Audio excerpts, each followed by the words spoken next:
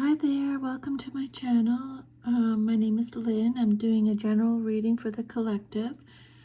These are the 10 cards that came out. And then you got, we all got 3 oracle cards. I'm using this, the Goddess deck, Goddess Power deck. So we have a message from the Goddess Lakshmi, Fortune, Lilith, Independence, and Yihi, the Sun. But we'll get to those at the end, okay? So let's see here. The first card that came out is the Queen of Cups. And then the King of Cups, the Star, the Hierophant, the Magician, the Nine of Swords, Justice, Knight of Wands, the Tower, and then the Three of Wands. So we'll go through them individually. This reading speaks to a major reset in the collective, centered on emotional maturity, truth, and personal power. There's a strong balance of heart and will, followed by a disruption that ultimately realigns people with their authentic path. The presence of multiple major arcana shows this isn't a small moment, it's a turning point cycle. Okay, so let's start with the Queen of Cups. This is male or female in a general reading. The Queen of Cups is represented by Cancer in the zodiac. Queen of Cups, this is someone very intuitive, supportive, caring, loyal, faithful, shy, sensitive, compassionate, kind. Could represent a good mother, someone, a healer, a counselor, very compassionate, warm, kind, caring,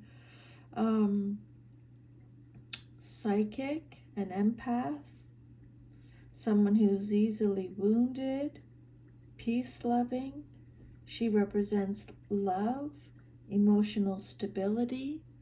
The Queen of Cups and the King of Cups, these two together represent emotional harmony and mutual understanding.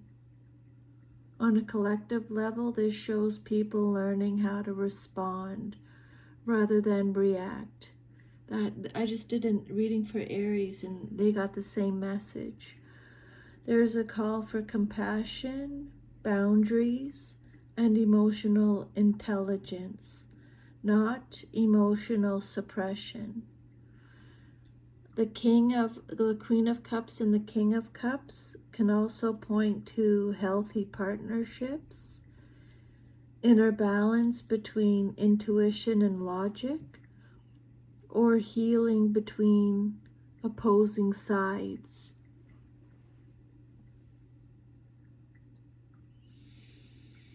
The King of Cups, Scorpio, Cancer energy, Scorpio energy. King of Cups is someone who, again, a counselor, someone who is very wise, an advisor. They have mastery over their emotions, emotionally balanced. Male or female in a general reading, in control, kind, honorable. This could also represent a spirit guide. Very loyal, faithful. He could represent a good husband, partner, father. This could be a husband and wife too. Some kind of partnership. Very responsible, respected, considerate. They have balance between their head and their heart. Caring, friendly. And then you have the Star card. This is about hope, faith, and divine guidance. After emotional growth comes renewal. The star brings hope, healing, and faith in the future. This card says that many are regaining trust in themselves, in others, or in the bigger picture. And I think after all the pandemic stuff, this is really important because a lot of us lost trust in people, in a lot of situations. The star is about having hope, being positive, having faith, healing. It's a card of renewal. It's Aquarius energy.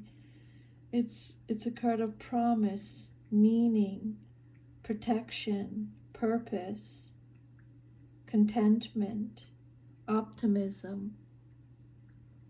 And then there's the Hierophant. This card is about beliefs, structure, and spiritual authority. So this card suggests revisiting belief systems, spiritual, cultural, or societal. So some may be redefining traditions, while others are stepping into mentorship or seeking guidance rooted in wisdom rather than control. The Hierophant is Taurus energy. It's education, knowledge, law, spiritual wisdom, religious beliefs, tradition, meaning, conformity. It could be marriage, teaching, learning, authority, institutions, traditional institutions, having faith, sharing knowledge. And then there's the Magician. This is about power of creation and intention. This card says that the collective is being reminded that personal power is active right now.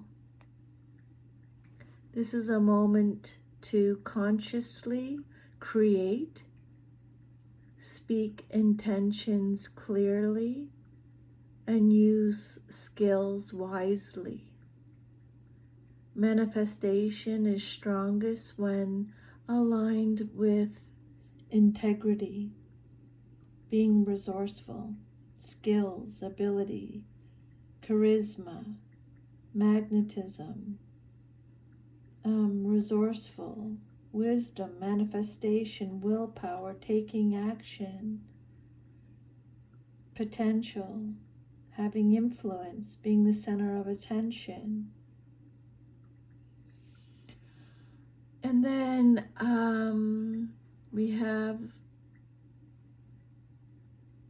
Nine of Swords. This indicates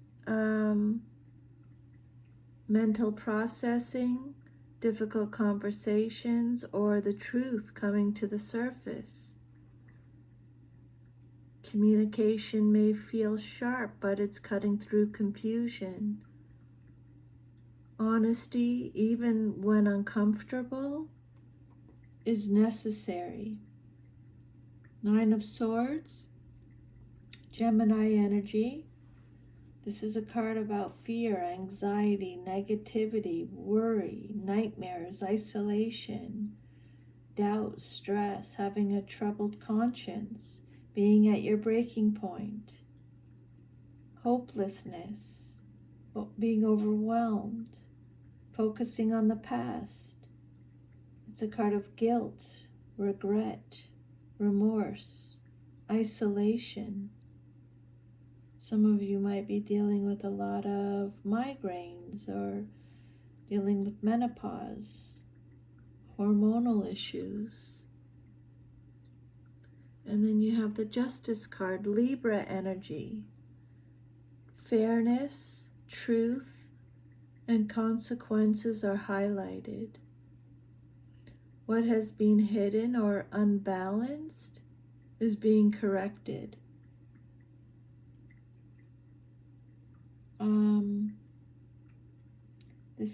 The Justice card can represent karma, karmic justice, law again, truth again is coming out, accountability is coming out, consequences, equality, taking the correct action, cause and effect, integrity is coming back out again,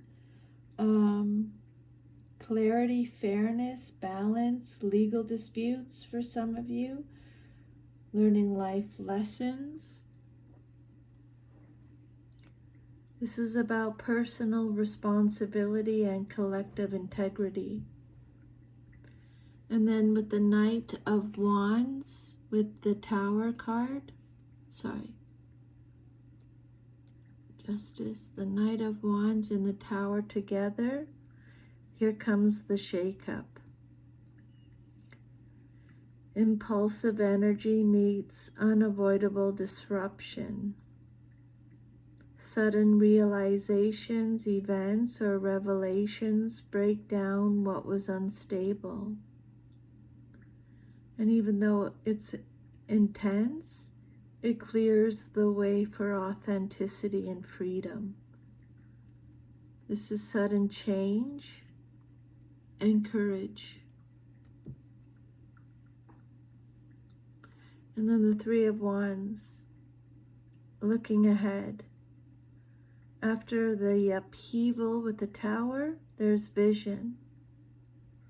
So the collective begins to look forward, starts making new plans, and expands beyond old limits. This is the rebuilding phase with optimism. And then the Oracle cards from the goddess Lakshmi. She represents fortune. This is a card of abundance, blessings, and prosperity flow when alignment is restored. This suggests rewards after inner and outer corrections. And then the next message is from the goddess Lilith. She represents independence. Radical self-truth is essential. So the collective is encouraged to reclaim autonomy, reject suppression, and stand unapologetically in authenticity. Wow, I love that. And then we have a message from the goddess Yihai, I think, the sun. She represents vitality, joy, and renewal. Yeah, she represents the sun. Vitality, joy, and renewal follow the clearing. The light returns. This reinforces that the outcome of this cycle is positive, energizing, and life-affirming. Fortune, independence, and the sun. Can't get any better than that. So this reading is saying balance your emotions and intentions, speak your truth, and accept accountability. Allow unstable structures to fall. And that could be anything. It could be people, it could be situations. Allow anything in your life that's unstable, anything to fall away. Choose independence without isolation. And trust that abundance and clarity follows courage. You're being guided from emotional wisdom to truth, to disruption, to liberation, and then renewal. That is our reading. Thank you for letting me channel those messages. Take care. Bye.